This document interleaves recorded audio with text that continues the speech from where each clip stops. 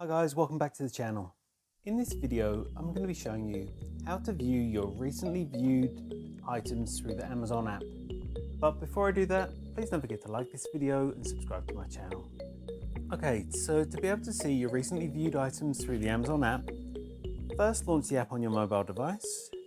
Once you're in the app, tap on the U button in the bottom of the screen. And then on the next page, tap on your account. Next, scroll down until you get to personalized content. Then the first option is your recently viewed items. So tap on that option. So here it shows my browsing history.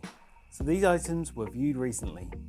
Amazon uses them to personalize recommendations for my shopping. And that's what it takes to view your recently viewed items through the Amazon app.